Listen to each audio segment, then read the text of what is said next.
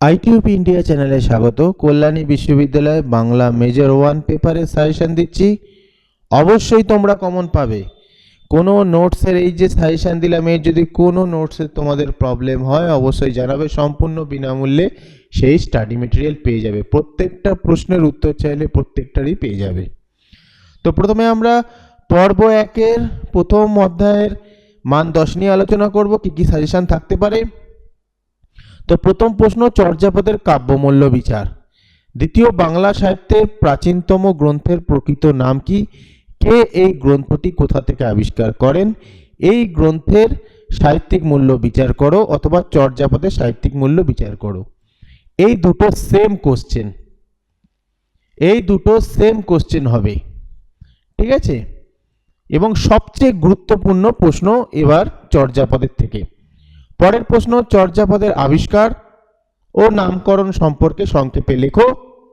চর্যার পদগুলিতে বৌদ্ধ সিদ্ধাচার্যদের সাধন পদ্ধতির যে পরিচয় পাওয়া যায় উদাহরণ সহ তা আলোচনা করো, অথবা চর্যাপদের ধর্মতত্ত্ব বিশ্লেষিত হয়েছে তা আলোচনা করো। অর্থাৎ এখান থেকে তোমরা দুটো প্রশ্ন পড়বে।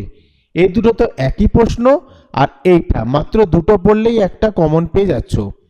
তবে সবচেয়ে বেশি গুরুত্বপূর্ণ চর্যাপদের কাব্যমূল্য বা সাহিত্যিক মূল্য, খুবই গুরুত্বপূর্ণ এবছরের জন্য মান 10-এর জন্য। মান 5-এর জন্য এই চ্যাপ্টার থেকে পড়বে বৈষ্ণব পদাবলী সাহিত্যে বিদ্যাপতির কবি বৈশিষ্ট্যের পরিচয় দাও। চর্যাপদে যে ভাষা ব্যবহৃত হয়েছে তার নাম কি? এই ভাষার বৈশিষ্ট্যগুলি লেখো। অথবা চর্যাপদের ভাষাতাত্ত্বিক বৈশিষ্ট্য বর্ণনা করো। বাংলা সাহিত্যের ইতিহাসে চর্যাপদের সমাজচিত্র ও ঐতিহাসিক গুরুত্ব ব্যাখ্যা করো। আমার মতে এই প্রশ্নটা খুব একটা গুরুত্বপূর্ণ না। তবে এই দুটো প্রশ্ন তোমরা পড়বে, এটা না পড়লেও চলবে, তবে একটু দেখে রাখতে পারো, যেহেতু কল্যাণী ইউনিভার্সিটিতে রিপিট হয় কোশ্চেন, অর্থাৎ 2023-এর কোশ্চেন 2024-এও আসতে পারে, এরকম একটা ব্যাপার রয়েছে। তো এই দুটো প্রশ্ন রয়েছে, মান 5-এর জন্য খুব ভালো করে তৈরি করবে। পরের অধ্যায় মান 10 থেকে পড়বে বরুচণ্ডীদাসের শ্রীকৃষ্ণ কীর্তন কাব্য সম্পর্কে সংক্ষিপ্ত আলোচনা করো, অথবা বরুচণ্ডীদাসের শ্রীকৃষ্ণ কীর্তন কাব্যটি কে, কবে, কোথায় আবিষ্কার করেন, কাব্যটির সাহিত্য মূল্য বিবৃত করে এর রচনা বৈশিষ্ট্য আলোচনা করো। অথবা বাংলা সাহিত্যের ধারায় শ্রীকৃষ্ণ কীর্তন কাব্যের গুরুত্ব আলোচনা করো। অথবা শ্রীকৃষ্ণ কীর্তন কাব্যের পুঁথি আবিষ্কারের বিবরণ দাও, কাব্যটির পরিচয় দিয়ে মধ্যযুগের বাংলা সাহিত্যের ইতিহাসে এর গুরুত্ব নির্ধারণ করো। এই পুরো কোশ্চেনগুলো কিন্তু খুবই একেবারে সিমিলার কোশ্চেন, কিছু কিছু লাইন একটু আলাদা, কিন্তু এটা ভালো করে পড়ে, মূল বিষয়বস্তু কিন্তু সম্পূর্ণ এক। 2 নম্বর প্রশ্ন, শ্রীকৃষ্ণ কীর্তন কাব্যে কয়টি খণ্ড? এই কাব্যের কাহিনী ও আঙ্গিক আলোচনা করো। অথবা শ্রীকৃষ্ণ কীর্তন কাব্যের বিষয় ও আঙ্গিকগত বৈশিষ্ট্যের পরিচয় দাও। এটা শ্রীকৃষ্ণ কীর্তন হবে। পরের প্রশ্ন, শ্রীকৃষ্ণ কীর্তন কাব্যটি কে রচনা করেন? এই কাব্যটি কটি খণ্ডে রচিত? ক্রমানুসারে খণ্ডগুলির নাম লেখো। এই কাব্যের সমসাময়িক বাংলাদেশের সমাজচিত্র সম্পর্কে যে ধারণা পাওয়া যায় তা নিজস্ব ভাষায় লেখো। অথবা শ্রীকৃষ্ণ কীর্তন কাব্যটির রচয়িতাকে, গ্রন্থটির আবিষ্কার বৃত্তান্ত সংক্ষেপে লেখো। এই গ্রন্থে সমকালীন সমাজচিত্রে যে প্রতিফলন লক্ষ্য করা যায় তার পরিচয় দাও। পরের প্রশ্ন, চৈতন্য জীবনী কাব্যধারা শ্রেষ্ঠ গ্রন্থ কোনটি এবং কেন? এই বিষয়ে তোমার মতামত ব্যক্ত করো। কীর্তিবাসী রামায়ণ বা কাশিদাসী মহাভারতের মতো মালাধর বসু রচিত ভাগবত জনপ্রিয় হয়নি কেন?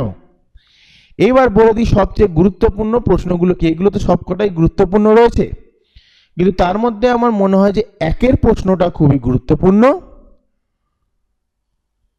3-এরটা গুরুত্বপূর্ণ এবং 5-এরটা খুবই গুরুত্বপূর্ণ। 1, 3, 5 খুব ভালো করে পড়বে, ভেরি ভেরি ইম্পর্টেন্ট। মান 5-এর জন্য এই অধ্যায় থেকে পড়বে বাংলা সাহিত্যের ইতিহাসে বিদ্যাপতিকে অন্তর্ভুক্ত করা হয় কেন? সে বিষয়ে তোমার মতামত দাও। বরুচণ্ডীদাসের শ্রীকৃষ্ণ কীর্তন কাব্যকে আখ্যান কাব্য বলার কারণ ব্যাখ্যা করো। কৃত্তিবাসী রামায়ণের মৌলিক দিকগুলি আলোচনা করো। বিদ্যাপতি ও চণ্ডীদাসের তুলনামূলক আলোচনা করো। চৈতন্য ভাগবত গ্রন্থটির গুরুত্ব কতটা সে বিষয়ে তোমার মতামত দাও। এবার এখানে একটু কনফিউশন রয়েছে যে এগুলো প্রত্যেকটাই খুবই গুরুত্বপূর্ণ 5 নম্বরের জন্য, তবুও বলবো এক একটা খুব গুরুত্বপূর্ণ, 2-একটা 4 1 2 4 খুবই গুরুত্বপূর্ণ। তবে এটা কনফিউশন রয়েছে, 5টা কিন্তু গুরুত্বপূর্ণ রয়েছে, এখানে 5টাই ভালো করে পড়বে, তবে বেশি জোর অবশ্যই 1 2 4 এর উপর দেবে। মান 10-এর জন্য পর্ব 3 থেকে পড়বে বাংলাদেশে মঙ্গল কাব্য উদ্ভবের কারণ লিপিবদ্ধ করো, অথবা মঙ্গল কাব্যের উৎপত্তির কারণ নির্দেশ করে অন্নদা মঙ্গল কাব্যের কাহিনী সংক্ষেপে বর্ণনা করো। এই কাব্যের রচয়িতা ভারতচন্দ্রের কাব্যকৃতির পরিচয় দাও। এটা অর না দিলেই ভালো হয়, কারণ কোশ্চেনটার অনেকটাই আলাদা। এটা অর না, এটা বাদ দিচ্ছি আমি অর থেকে। তবে এই পার্ট বেশি গুরুত্বপূর্ণ রয়েছে এই অংশটা থেকে, ঠিক আছে? এটা অর হবে না, 2 নম্বরই দেওয়া উচিত। তো এই অংশটা কিন্তু খুবই গুরুত্বপূর্ণ। পরে হচ্ছে মঙ্গল কাব্য উদ্ভবের প্রেক্ষাপট আলোচনা করো। মনসা মঙ্গল কাব্যের যে কোনো একজন পশ্চিমবঙ্গের কবির কৃতিত্ব নিরূপণ করো। এই প্রেক্ষাপটটা কিন্তু সেম রয়েছে এইখানে, এই কারণ এইটা কিন্তু সেম রয়েছে, উৎপত্তির কারণ নির্দেশ করে এটা কিন্তু সেম রয়েছে। বাকি যে পার্ট রয়েছে সেটা একটু আলাদা, যেমন যে কোনো একজনের পশ্চিমবঙ্গের কবির কৃতিত্ব আলোচনা করে, এই অংশটা একটু আলাদা। বাকি ধর্মমঙ্গলকে কেন রাঢ়ের জাতীয় মহাকাব্য বলা হয়, অভিহিত করা হয়। এই কাব্যধারার একজন শ্রেষ্ঠ কবির কৃতিত্ব আলোচনা করো। ভারতচন্দ্রের আবির্ভাবের পটভূমি বিশ্লেষণ করে বাংলা মঙ্গল কাব্যের ধারায় অন্নদা মঙ্গল কাব্যের বৈশিষ্ট্য নির্দেশ করো। ভারতচন্দ্রের অন্নদা মঙ্গল প্রকৃতপক্ষে কবির সমকালীন অবক্ষয়িত সমাজ জীবনের শিল্প সঙ্গীত আলোচনা করো। 4 নম্বর বাংলা সাহিত্য ইতিহাসে দৌলত কাজী, সতী ময়না ও লোর চন্দ্রানী কাব্যের গুরুত্ব কোথায়। এবার বলে দিই সবচেয়ে গুরুত্বপূর্ণ কোনটি হবে। এখানে মোট দেওয়া হয়েছে 4টে প্রশ্ন, যার মধ্যে অবশ্যই 3 নম্বর কোশ্চেনটা খুবই গুরুত্বপূর্ণ। 3 2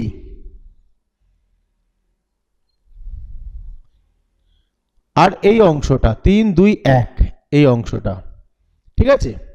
এই 3টে ভালো করে পড়বে। মান 5-এর জন্য পড়বেন নারায়ণ দেবের কাব্য প্রতিভা বিচার করো। মঙ্গল কাব্যের লক্ষণ ও বৈশিষ্ট্যগুলি দেখাও। শাক্তপদ রচনা কমলাকান্ত ভট্টাচার্য কোথায় স্বাতন্ত্র্য বুঝিয়ে দাও। মনসা মঙ্গল কাব্যধারায় বিজয়গুপ্তের কৃতিত্ব ব্যাখ্যা করো। এখানে আমি 4টেই ইম্পর্টেন্টের মধ্যে রাখছি, এটা কোনো কিছু বাদ দিচ্ছি না। মান 10-এর জন্য পর্ব 4 আদি মধ্যযুগের বাংলা ভাষার ভাষাতাত্ত্বিক বৈশিষ্ট্য আলোচনা করো। লিপন্তরীকরণের নিয়মগুলি আলোচনা করো। কুটিল লিপি থেকে কিভাবে বাংলা লিপির উদ্ভব হয়েছে তা ব্যাখ্যা করো। বাংলা মৌলিক স্বরধ্বনি কয়টি, জিহ্বার অবস্থান অনুযায়ী স্বরধ্বনি শ্রেণীবিভাগ করো। কোন ভাষা থেকে বাংলা ভাষায় আইপিএতে রূপান্তরের নিয়মগুলি লেখো। এই হলো 5টা কোশ্চেন, যার মধ্যে সবচেয়ে গুরুত্বপূর্ণ অবশ্যই এটা। 2 নম্বর,